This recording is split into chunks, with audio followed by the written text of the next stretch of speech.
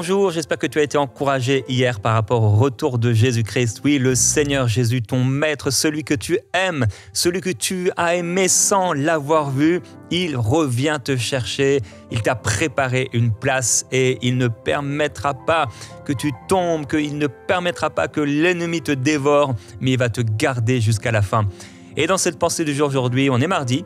Et le mardi, je partage avec toi la particularité d'un personnage biblique sur lequel on peut s'appuyer pour s'inspirer pour notre vie.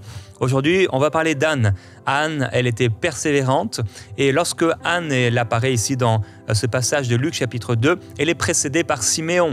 La Bible dit que Siméon, il attendait vraiment la consolation d'Israël. L'Esprit Saint était sur lui. Et finalement, il avait reçu la promesse de ne pas mourir avant d'avoir vu Jésus.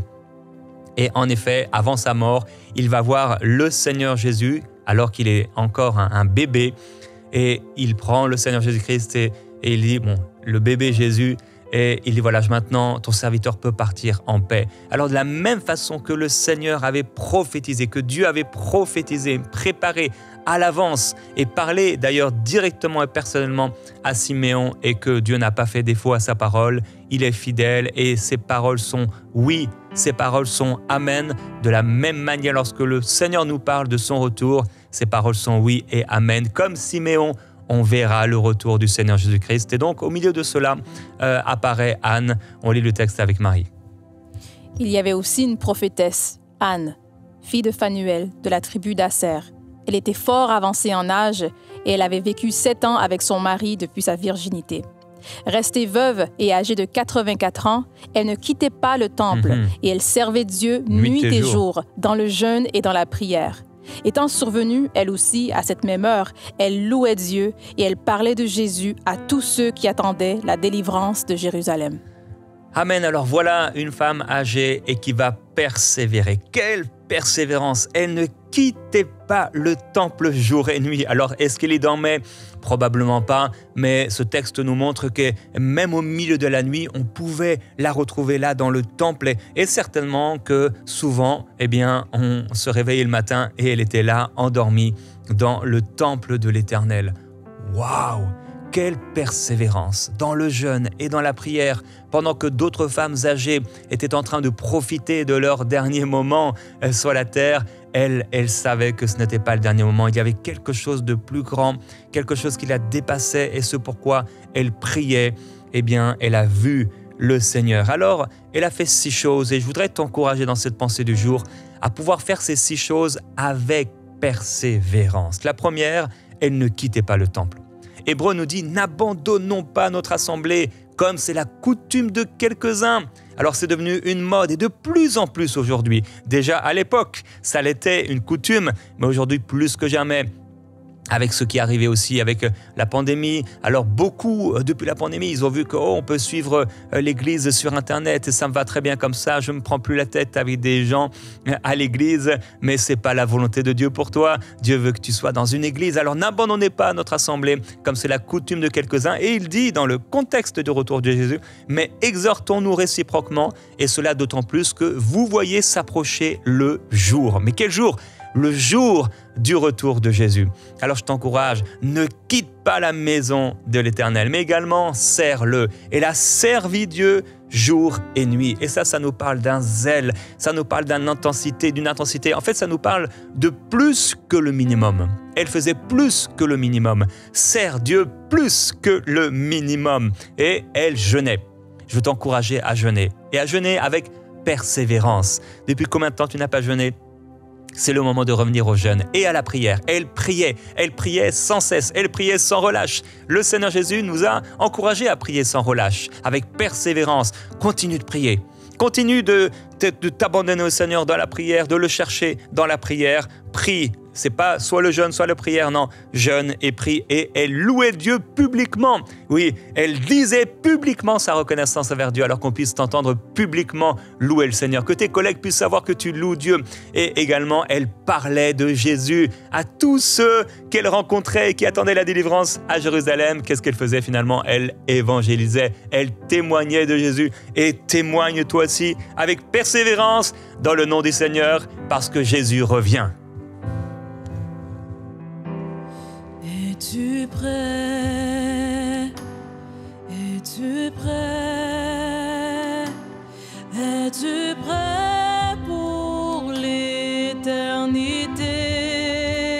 Yes.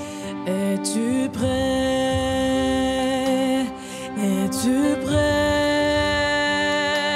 Le Seigneur t'a-t-il racheté? Es-tu prêt? Es-tu prêt? Es-tu prêt pour l'éternité? Es-tu prêt? Es-tu prêt? Le Seigneur t'a-t-il racheté? Amen, amen. Alors, est-ce que tu es prêt? Ça va être la question que je vais te poser demain en particulier. Mais aujourd'hui, cette question, alors quand Jésus reviendra-t-il? On parle du retour de Jésus, mais quand est-ce qu'il reviendra? On a vu hier avec toi qu'il y a plusieurs signes qui sont là. C'est clair, c'est évident, il y a des signes qui sont là. Il y aura aussi des signes dans le ciel et sur la terre. Il y a encore d'autres signes à venir. Et d'ailleurs, les choses vont s'accélérer. Et je veux te parler avec toi aujourd'hui de 7 dispensations avant l'éternité et du retour du Seigneur Jésus. Et on va relire ce passage qu'on a lu hier, donc qui nous parle, c'est un passage merveilleux de l'enlèvement de l'Église avec Marie dans 1 Thessaloniciens au chapitre 4. Voici en effet ce que nous vous déclarons d'après la parole du Seigneur. Nous, les vivants, restés pour l'avènement du Seigneur, nous ne devancerons pas ceux qui sont morts. Car le Seigneur lui-même a un signal donné, à la voix d'un archange et au son de la trompette de Dieu, descendra du ciel et les morts en Christ ressusciteront premièrement. Ensuite, nous les vivants qui serons restés, nous serons tous ensemble enlevés avec eux sur des nuées, à la rencontre du Seigneur dans les airs, et ainsi nous serons toujours avec le Seigneur. Consolez-vous donc les uns les autres par ces paroles. Amen. Alors, on l'a vu hier, le verbe « consolez-vous », c'est également le verbe « encouragez-vous ». Alors, le retour du Seigneur Jésus-Christ nous encourage. Ça nous console aussi dans nos afflictions, dans nos temps difficiles. Et cette semaine, on est encouragé. Quand on parle du retour de Jésus, ça produit quelque chose dans nos cœurs, forcément, parce que le Seigneur habite dans nos cœurs et l'Esprit du Seigneur habite dans nos cœurs. Et l'Esprit du Seigneur et le Seigneur vont, entre guillemets, se rencontrer. Ça va faire une explosion qui va transformer nos corps. Alors, dans chacun des livres, des 27 livres du Nouveau Testament, il y a 27 livres dans le Nouveau Testament, nous trouvons au moins une ou plusieurs références au retour du Seigneur Jésus dans chacun de ces livres, de son avènement ou le moment où on va se trouver face à Dieu. C'est ce qui est appelé le jour ou le jour du Seigneur. Les deux seules exceptions, c'est tout à la fin de la Bible, les très courtes épîtres qui font, je crois, 15 et 17 versets ou 13 et 15 versets, les 2 Jean et 3 Jean.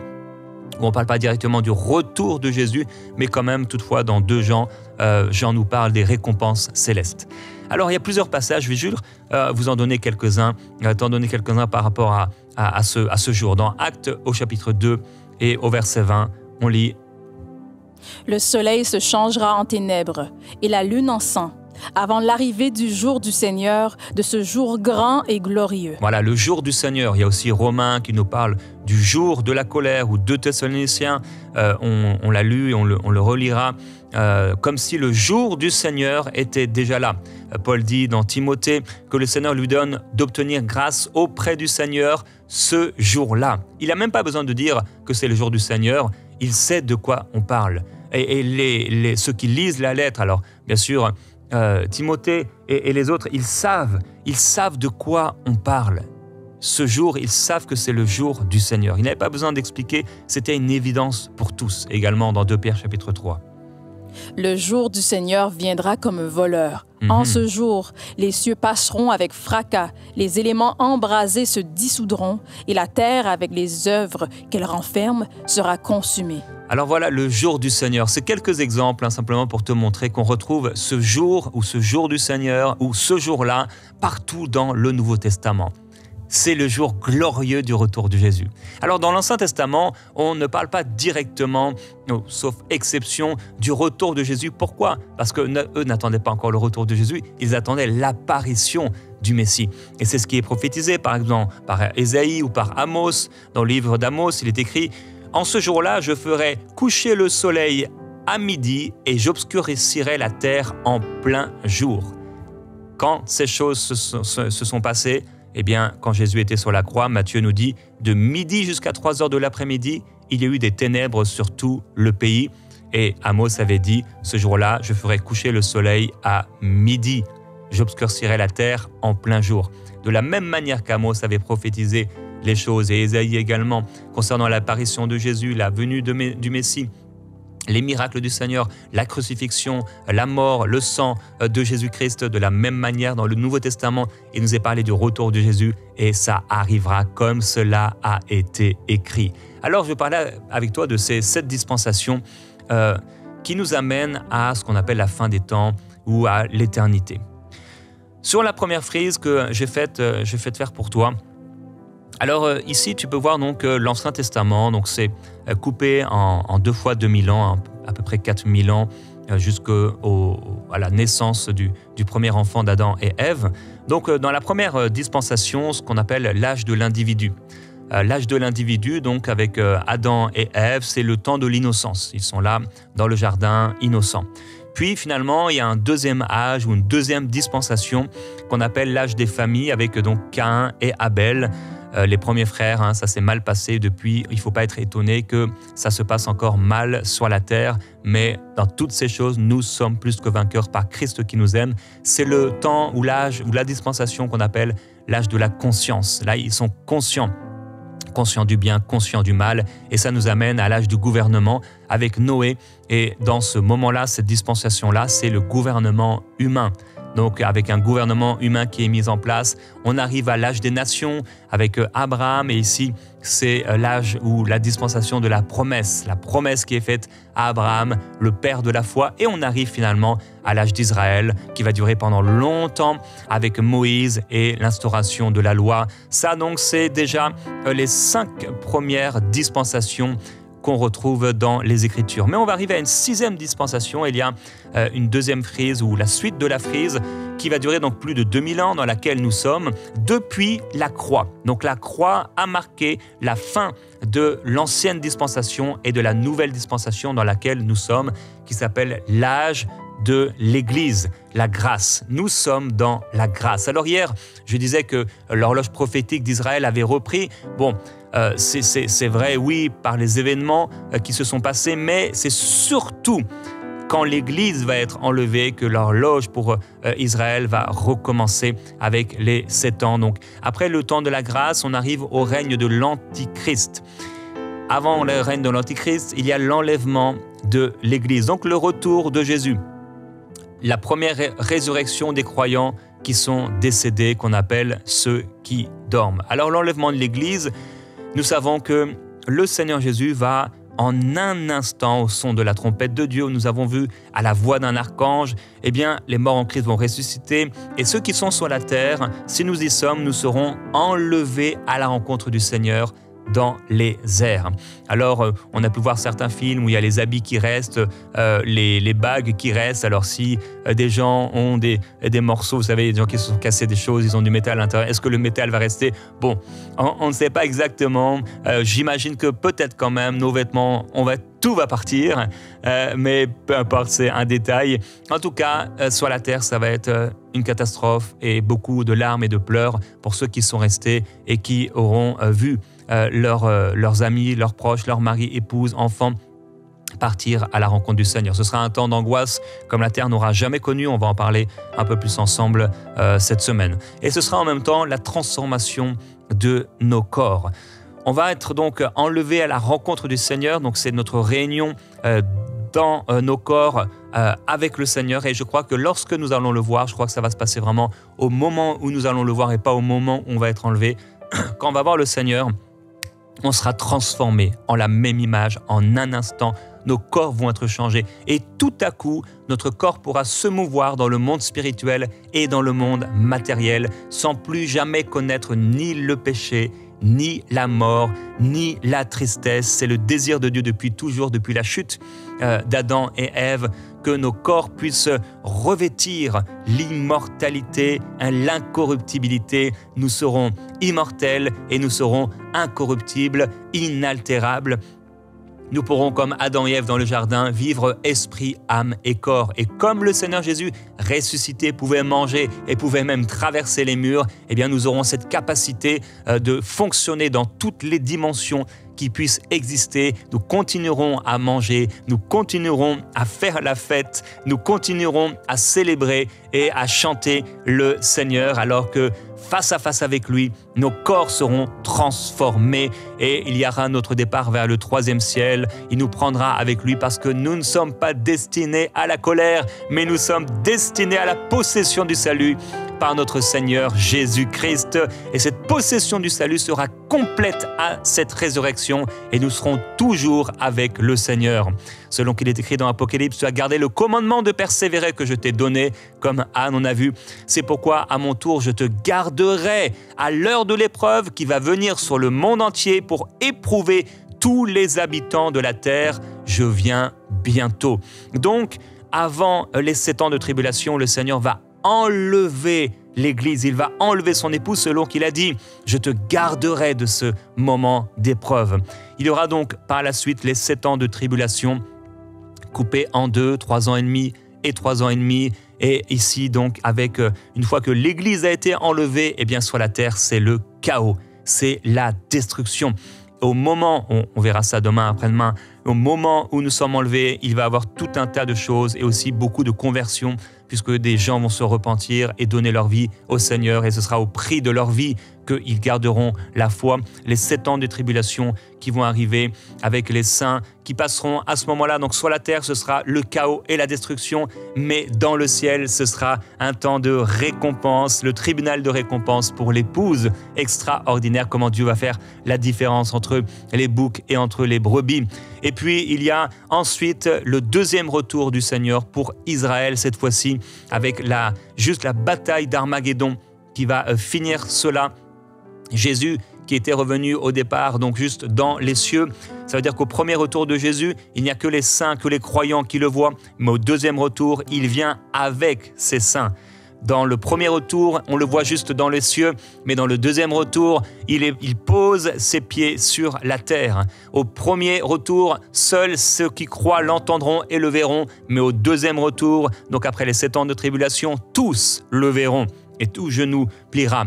Le premier retour, c'est l'enlèvement, donc ce qu'on appelle la première résurrection, mais par la suite, donc à la fin de la tribulation, c'est là où Israël va se convertir en masse. Et donc au premier retour, à l'enlèvement de l'Église, c'est le début donc d'un jugement de 7 ans qui arrive sur la terre, la tribulation, mais à la fin, donc dans le 2e retour de Jésus, et donc à la fin de l'Armageddon, quand Jésus revient pour Israël, ça va être un début d'un temps de paix sur la terre qu'on va appeler le millénium. Et donc, ici, comme vous pouvez le voir sur la frise, donc l'âge du royaume, c'est la 7e dispensation avant ce qu'on appelle l'éternité. Et donc pendant 1000 ans, nous allons régner avec le Seigneur, un règne de paix et de justice. Et je t'encourage, après l'émission, tu pourras lire Apocalypse chapitre 20 qui nous parle de ce millénium, un moment extraordinaire, parce qu'avant ce millénium, à la bataille d'Armageddon, le diable, Satan, va être lié pendant 1000 ans. Il n'est plus sur la terre à faire ses ravages et le Seigneur va faire des choses extraordinaires. J'ai tellement hâte de vivre ça.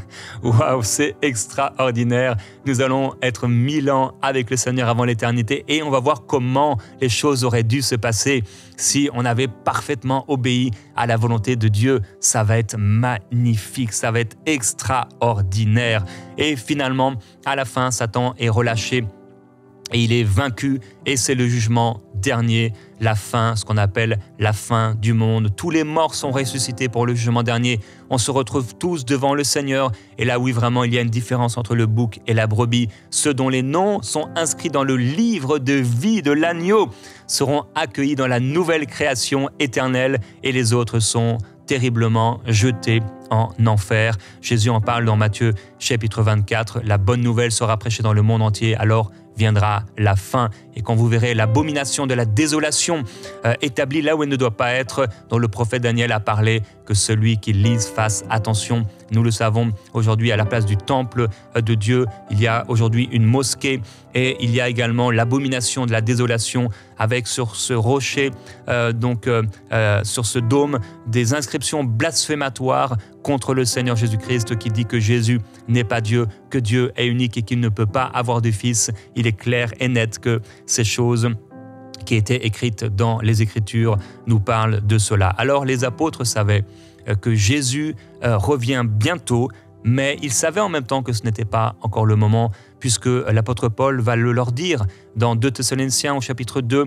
Donc il dit, pour ce qui concerne le retour du Seigneur Jésus-Christ et notre réunion avec lui, donc dans les airs, nous vous prions de ne pas vous laisser ébranler dans votre bon sens, de ne pas vous laisser troubler par des inspirations, des paroles ou des lettres qui viendraient de nous, comme si le jour du Seigneur était déjà là. Donc il est en train de dire, non, le jour du Seigneur n'est pas déjà là. Et il dit que personne ne vous séduise d'aucune manière, car il faut que l'apostasie soit d'abord arrivée et qu'on ait vu l'homme du péché, le fils de la perdition, l'adversaire qui s'élève au-dessus de tout ce qu'on appelle Dieu ou ce qu'on adore. Donc ce ne sera pas seulement le véritable Dieu, mais tout ce qu'on appelle Dieu, jusqu'à s'asseoir dans le temple de Dieu, se proclamant lui-même Dieu. Et nous le savons, eh bien, même s'il n'est pas encore apparu officiellement, on peut voir déjà les effets, comme l'arrivée, comme une femme qui sent que l'enfant est prêt à sortir, eh bien, elle peut ressentir les effets, les douleurs, eh bien, on peut ressentir les douleurs de cela, puisque de plus en plus, eh bien, l'adversaire qui s'élève au-dessus de tout ce qu'on appelle Dieu a déjà commencé son œuvre avec toutes sortes de choses que l'Église n'a plus le droit de faire, des choses qu'on a enlevées. On a enlevé les fêtes même bibliques du calendrier, on a enlevé les croix des écoles, des institutions, on a enlevé Jésus de la crèche et de plus en plus, eh bien, il prononcera des paroles contre le Très-Haut et les saints seront opprimés, ceux qui se sont convertis après l'enlèvement de l'Église. Alors, on va prier ensemble et je vais terminer avec ce verset de Jésus. Pour ce qui est du jour et de l'heure, personne ne le sait, ni les anges des cieux, ni le Fils, mais le Père seul. Ce qui arriva du temps de Noé arrivera de même à l'avènement du Fils de l'homme. Ils se mariaient, ils buvaient, etc. Et ils ne se doutèrent de rien. Jusqu'à ce que le déluge vint et les emporte à tous, il en sera de même au retour du Fils de l'homme. Alors aujourd'hui, c'est cette question qui nous a été posée. Quand Jésus reviendra-t-il ? Nous ne pouvons pas savoir l'heure et le jour, mais nous pouvons ressentir que vraiment, Jésus revient bientôt. On a vu que les signes sont là et nous avons vu qu'il nous faut être prêts. Le Seigneur Jésus revient bientôt. Nous sommes à la fin de cette dispensation de la grâce et c'est aujourd'hui le jour du salut. Et si tu m'entends aujourd'hui, que tu n'as pas Jésus dans ton cœur, ça veut dire que tu n'es pas sauvé. Tu es encore dans tes péchés, tu es peut-être quelqu'un de religieux, peut-être même tu vas à l'église et tu lis la Bible et tu pries. Mais ce n'est pas ces choses qui font de nous des enfants de Dieu. C'est le fait d'avoir été pardonné. Alors je veux t'encourager à pouvoir recevoir Jésus-Christ dans ton cœur et à lui demander pardon là où tu es. Demande-lui sincèrement pardon. Demande-lui de te sauver. Crie à lui pour te sauver et il va le faire. Il va te sauver. Demande-lui pardon. Et après cette prière et cette émission, tu pourras aller à l'adresse qui s'affiche et on va t'encourager dans ta marche avec le Seigneur. Alléluia. Oui, est-ce que tu es prêt, mon frère, ma sœur? Bientôt le Seigneur va venir. Es-tu prêt? Oui. Bientôt le ciel il veut t'ouvrir. Es-tu prêt?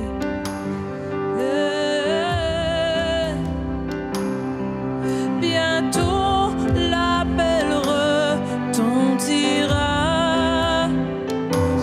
Es-tu prêt?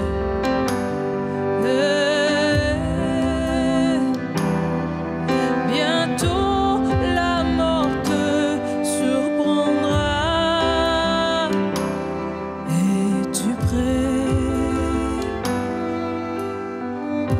merveilleux Jésus-Christ, toute ta parole est vraie. Tout ce que tu as dit arrivera. Tout ce que tu as promis se passera. Père, je veux te louer et te remercier parce que ta parole est véritable. Ta parole est une lumière sur notre sentier et c'est sur ta parole que nous bâtissons nos vies. Tu reviens bientôt. Tu reviens bientôt et tu viens nous chercher. Tu viens pour chercher mon frère, tu viens pour chercher ma sœur. Oui, au son de la trompette de Dieu, à la voix d'un archange, les morts en Christ ressusciteront premièrement.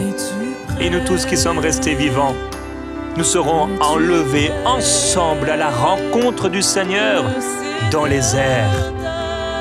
Oh merveilleux Jésus-Christ, je veux te glorifier et te louer mon frère, ma sœur, là où tu es. Remercie le Seigneur. Remercie le Seigneur de ce qu'il vient. Remercie le Seigneur de ce qu'il vient.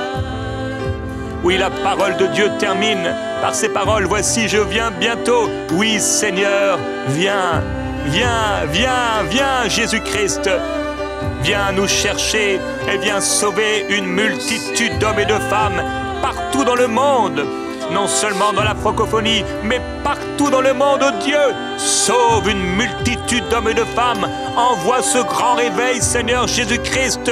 Envoie ce grand réveil, oh Dieu, qui va terminer la dispensation de la grâce, qui va achever la dispensation de la grâce où tu fais grâce aux hommes et tu ne prends pas compte de leurs péchés. Grâce au sacrifice de Jésus-Christ, Père, nous prions pour ce puissant réveil. Nous prions pour ce puissant réveil qui va amener l'Église à être sainte, sans tache, ni ride, ni rien de semblable. Nous voulons être prêts, Seigneur Jésus-Christ, alors que tu reviens bientôt nous chercher. Nous ne voulons pas rester sur la terre dans l'angoisse. Nous ne voulons pas rester sur la terre parce que nous ne sommes pas préparés. Mais nous croyons, Dieu, que tu viens nous chercher et nous te glorifions pour les rêves que tu nous donnes et qui confirment cela dans nos cœurs, l'assurance du salut, de la vie éternelle. Merci pour l'assurance que donne le Saint-Esprit dans nos cœurs. Sans cette assurance, comment ferions-nous, oh Dieu?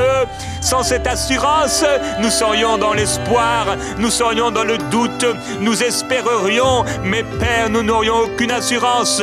Mais par ton Esprit, tu nous donnes l'assurance de la vie éternelle par le témoignage de Christ dans nos cœurs. Père, je prie pour quelqu'un qui n'a pas le témoignage de Christ dans son cœur, parce qu'il n'est pas sauvé, alors qu'il entend, alors qu'il fait cette prière, qu'il a entendu cette parole, et que tu entends sa prière, tu le sauves, Seigneur. Tu le rachètes, oh Dieu. Oui, si tu n'es pas sauvé, c'est le moment pour toi de recevoir Jésus-Christ dans ton cœur. C'est le moment, demande-lui, Seigneur Jésus-Christ, pardonne-moi pour mes péchés. Oh, pardonne-moi, j'ai juste été quelqu'un de religieux, ou je t'ai refusé, je t'ai rejeté, j'ai vécu pour moi-même et par moi-même. Mais à partir d'aujourd'hui, je veux vivre pour toi, Seigneur Jésus. Je reçois ta grâce, je reçois ton pardon, ton sang me justifie. Jésus, ton sang lave mes fautes et me pardonne. Père, reçois-moi comme ton fils. Je viens à toi aujourd'hui. Je te donne mon cœur. Je te donne ma vie. Prends toute ma vie et sauve-moi et arrache-moi de ce monde mauvais. À partir d'aujourd'hui, Père, je deviens ton enfant. Je deviens ton serviteur. Oui, je te servirai et je t'aimerai tous les jours de ma vie, oh Dieu.